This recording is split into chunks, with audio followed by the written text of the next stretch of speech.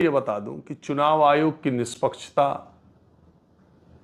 के बारे में अब कुछ भी कहना बेकार है। दंतहीन है, तर्कहीन है, कोई शक्ति नहीं है, वो कहीं दिखता नहीं है। वो उसकी भूमिका केवल चुनाव की मीटिंग करने की और पैरामिलिट्री फोर्सेस भेजने की, अधिकारियों को ट्रांसफर, यही सब रह गया। मैं ये क्यों कह रहा हूं? मैं ये इसलिए कह रहा हूं कि इलेक्शन अनाउंस आप कर रहे हो, उससे कुछ दिन पहले एक गवर्नमेंट एक स्कीम लेके आती है कि 10,000 रुपए महिलाओं के खाते में, 1,10,000 महिलाओं के खाते में 10,000 रुपए दिए जाएंगे। वो एक बार में 21 लाख लोगों के अकाउंट में ट्रांसफर करती है और उसके बाद चुनाव घोषित हो जाता है। और वो सरकार डेट वाइज, जब model code of conduct Bihar में लागू है, तो डेट वाइज वो सरकार हर फ्राइडे को महिलाओं के खाते में कुछ कभी 10 लाख महिलाओं के खाते में, कभी 20 लाख में, हर हफ्ते हर फ्राइडे को चुनाव चलने के दौरान महिलाओं के खाते में पैसे पड़ रहे हैं और चुनाव आयोग चुप है। वो चुनाव आयोग देख रहा है।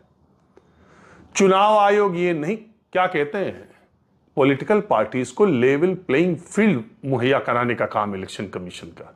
अब आप बताइए, परसों चुनाव होना है और फ्राइडे के अकाउंट में अगर 12 लाख महिलाओं के अकाउंट में 10,000 आया है और वो पांच महिला से कहती है कि मेरे 10,000 आ गए, तुम्हारे कब आएंगे? मेरे तो नहीं, कि तुम्हारे अगले आ जाएंगे, नीतीश जी की सरकार रहेगी तो अभी तो तुम्हारे चुनाव से पहले ही आ जाएंगे और तुम्हारे भी आ जाएंगे। फॉर्म भर दिया, देखो हमने भरा था, हमारा पिछली बार नहीं आया, इस बार आया, तो तुम्हारा अगले वीक आएगा, तुम्हारा अगले वीक आएगा।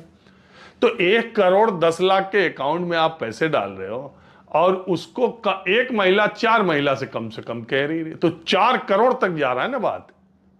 3 करोड़ तक बात जा रही है ना कि पैसा आने वाला है, मेरा आ गया, तुम्हारा आएगा या अब आने वाला है। और इलेक्शन कमीशन मूक दर्शक बन करके यहां अशोक रोड पर बैठ करके तमाशा देख रहा है। पैसे ट्रांसफर होते जा रहे हैं। ऐतराज इस बात पर भी नहीं है। ऐतराज इस बात पर है कि इससे पहले की गैर बीजेपी सरकारों की ऐसी योजनाओं को चुनाव आचार संहिता लागू होने के बाद इलेक्शन कमीशन ने रोका भी है, तो फिर इस बार क्यों नहीं रोका?